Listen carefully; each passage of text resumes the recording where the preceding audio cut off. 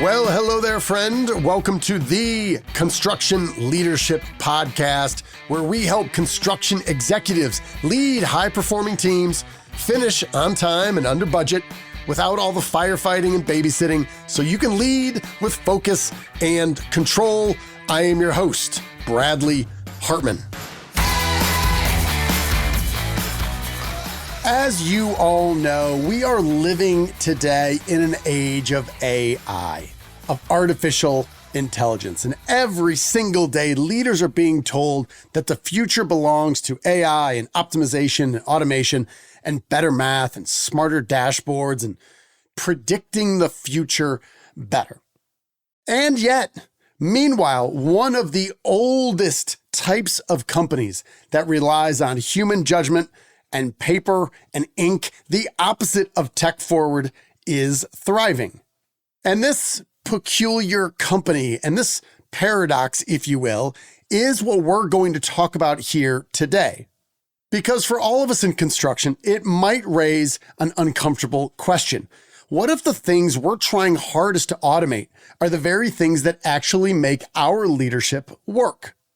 So in today's episode, we will talk about two leadership capabilities that AI will never be able to replicate, no matter how powerful it gets. The first is about being a genuine fan, loving the work that you do every day, and caring deeply about the customers you serve.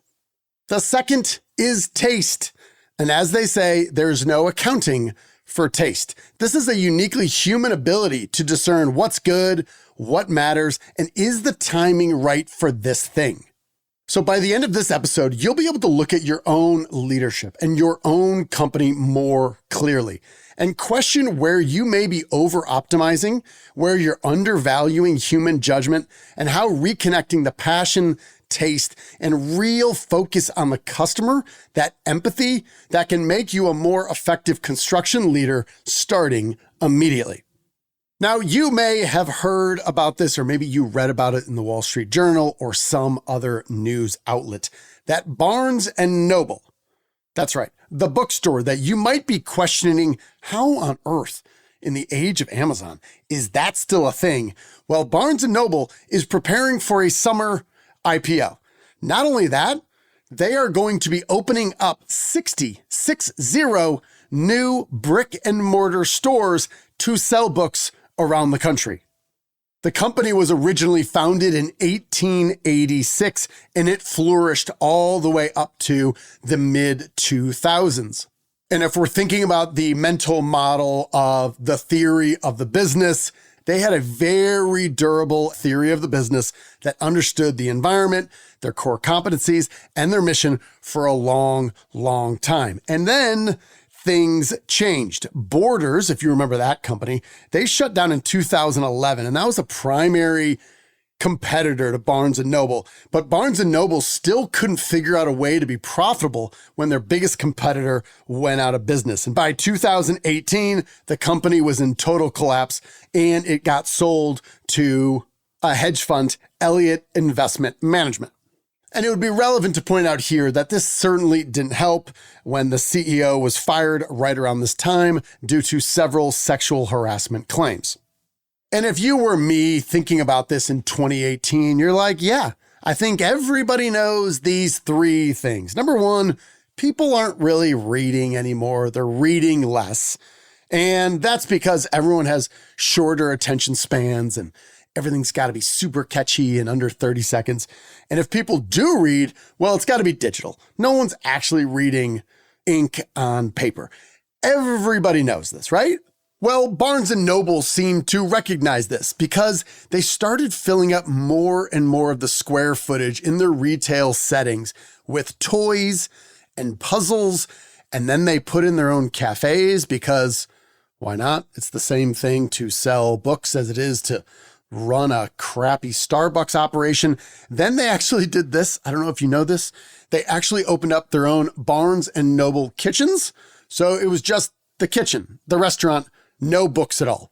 I don't know who thought that was a good idea, but now we're going to leave books behind completely and just run a restaurant because running a profitable restaurant is such an easy thing to do. And while I am a very loyal purchaser of Moleskine notebooks, and I do go to Barnes & Noble to buy them, I don't think they need 1,500 square feet of retail space for all that stuff. And the calendars, how many people are buying calendars outside of the end of the year? And at this point, I'm going to give the microphone, so to speak, to a guy who is a really good follow. I don't even know how I started following his Substack, but he's very insightful. He's very smart. He writes about a whole range of things. He writes quite a bit about jazz, which I don't really understand anything about, but because he wrote it, I'll read along. But he's a very smart guy. His name is Ted Gioia, Gioia, and his Substack is titled The Honest Broker. You'll see a link to him as well as his article in our show notes here. So here, I'm going to pass the mic to Ted Gioia. How did this mess get fixed? It's amazing how much difference a new boss can make.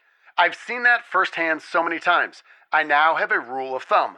There's no substitute for good decisions at the top and no remedy for stupid ones. It's really that simple. When the CEO makes foolish blunders, all the wisdom and hard work of everyone else in the company is insufficient to compensate. You only fix these problems by starting at the top. In the case of Barnes & Noble, the new boss was named James Daunt, and he had already turned around Waterstones, a struggling book retailing chain in Britain. Back when he was 26, Daunt had started out running a single bookstore in London, and it was a beautiful store. He had to borrow money to do it, but he wanted a store that was a showplace for books, and he succeeded despite breaking all the rules. For a start, he refused to discount his books, despite intense price competition in the market. If you asked him why, he had a simple answer: I don't think books are overpriced. After taking over Waterstones, he did something similar. He stopped all the buy 2 books and get 1 free promotions. He had a simple explanation for this too. When you give something away for free, it devalues it.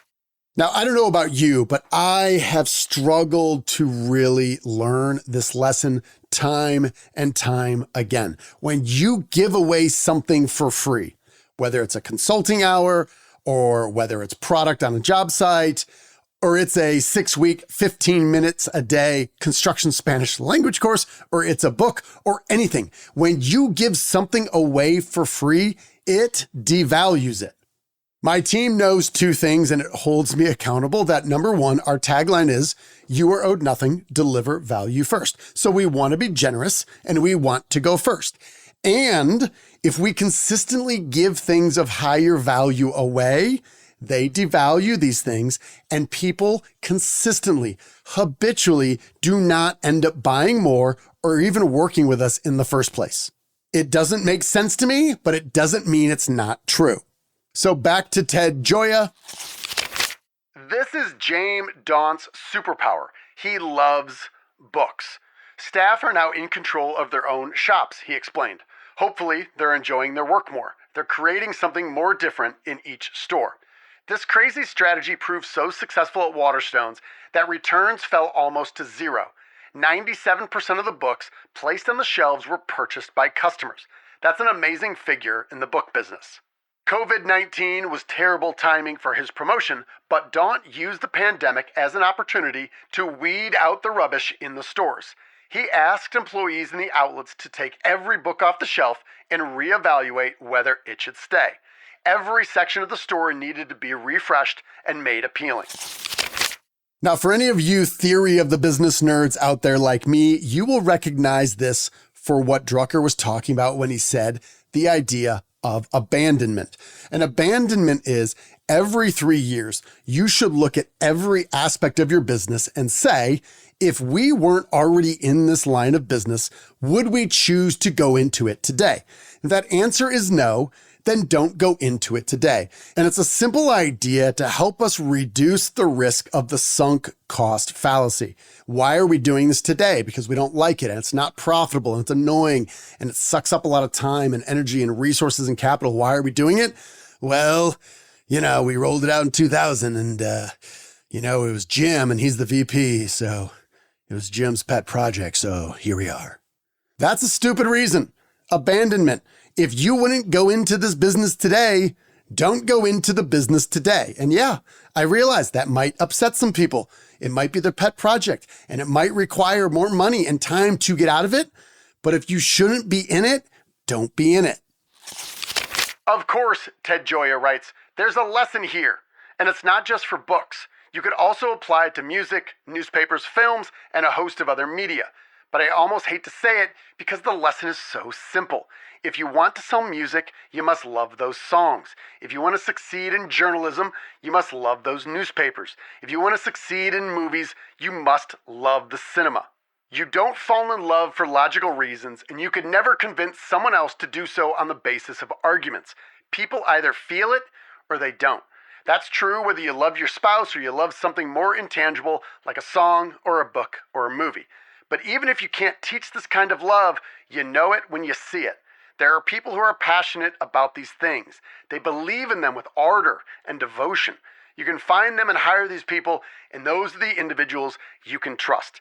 And maybe, in some rare instances, one of them even becomes the boss. If it happened at Barnes & Noble, it could happen anywhere. Now, what stood out to me here was a couple things. One, there is a flashback to episode 505. It's this 100-year essay called On Being the Right Size by this biologist named J.B.S. Haldane. And his point was, if you want to grow, you need to take on more complexity. And if you have more complexity, you got to figure out a reasonable way to manage it all. And naturally, if you're James Daunt and you're running Barnes & Noble and Waterstones, and you're on at least 2 continents and you got hundreds of stores, you can't have everyone just doing their own thing. You can't have each store a reflection of their own community, can you? Well, that's exactly what he did. In a Wall Street Journal article from December 19th, Daunt set out to remake Barnes & Noble's culture by giving local bookstore managers responsibility for how their stores look and perform rather than following the traditional chain store approach that valued uniformity. He came with a philosophy of letting bookstores reflect their local communities. Well, when you say it like that, it does seem like common sense because they say all politics and all real estate and everything is local, then why wouldn't this make sense? Yes, there's going to be a lot more complexity, and yes, it's going to be harder if you have to buy 1 million copies of the latest Grisham book and send it out if a local community doesn't want one. But these are the choices. These are the trade-offs that are willing to be made by a fan of the products themselves, the books. Surely James Daunt is a fan of authors who write them, and surely he's a fan of the people who love buying books. And the last thing I would encourage you to think about is you're thinking of the talent around you and looking at yourself in the mirror. Are you a fan of the work that you are doing and the people that you serve? This isn't a silly question, and it's been probably 10 or 11 years, but I was talking to a CEO in his early 40s, and I was asking him about his passion for the business that he was in. And it really took me back, and obviously I'm still thinking about it today. He said his goal from an early age was to be a Fortune 100 CEO by the time he was 40. And while he didn't meet that goal, he came damn close. And he didn't really care what kind of business it was. They could be making soda or potato chips or homes. It really doesn't matter. And the line that stood out to me that I couldn't disagree with more, and I feel an element of sadness, although this guy seems very happy and he seems very wealthy. So what the hell do I know? I'm not judging him. But his quote to me was, Hartman, it's all financial engineering and marketing. That's what the business is. The CEO, if he can focus on financial engineering, communicating to the shareholders and affecting the stock price and focusing on marketing, that's all any business needs. And while I understand his point, and many businesses maybe operate that way, it makes me sick to my stomach to think that's the sort of leader that has thousands of employees working for him. And as I'm listening to myself, maybe I am very much judging him, but that idea of not truly being passionate about the products you're making, the people that you're serving, the people that are working their ass off for you every single day, I think this is where we get into trouble. Because while I don't know the man and I don't care enough to actually do the research and go down a rabbit hole like I normally would, the former CEO of Barnes & Noble who ran it into the ground and had the sexual harassment claims, and the guy who said, yeah, let's add in a lot of toys and puzzles and cafes and 1,000 square feet of moleskin notebooks and calendars, and let's do all of that. Oh, and let's start restaurants if we need revenue. People got to eat, right? Let's have our Barnes & Noble kitchens with no books whatsoever. I don't believe that individual truly loves books or truly loves authors or truly loves the people that buy them. I think he was a guy who was in a good spot and was trying to do some financial engineering. So let me zoom back out here as we close and revisit why this matters now. As construction is facing talent shortages, trust issues, commoditization, margin pressure, and all sorts of question marks around where AI fits in our industry, keep in mind that old industries don't die because they're just old. They die because leaders forget what made them matter in the first place, being fans about the products, the employees, and their customers. So whether you're empowering foremen or project managers to act like James Daunt, the way that he empowered local booksellers to use your head, adapt to local circumstances, and if that means the way we're running the Nashville branch is different than the Chicago branch, so be it. Give them autonomy, make that trade-off between complexity and scale to ultimately serve the local community.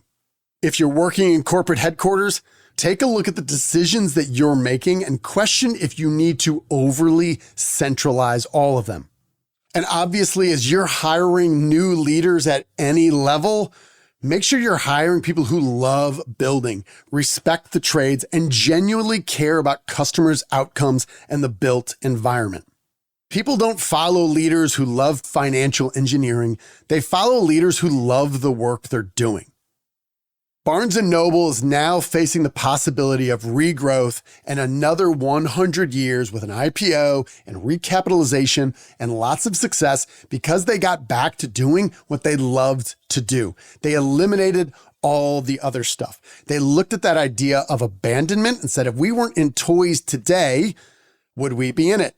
By the way, Toys R Us, how are they doing? Yeah, it's really hard to be a toy retailer.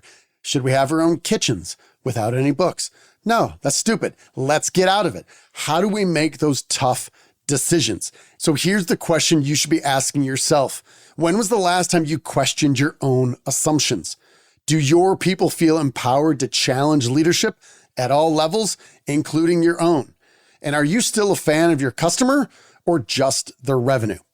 Because if Barnes & Noble can come back by loving books again, imagine what could happen in construction, broadly speaking, if leaders at every level fell back in love with building and the people that made it happen every day. That's all I've got. Thank you for listening. We will close out with our leadership mantra. You are owed nothing. Deliver value first. Make it a great week.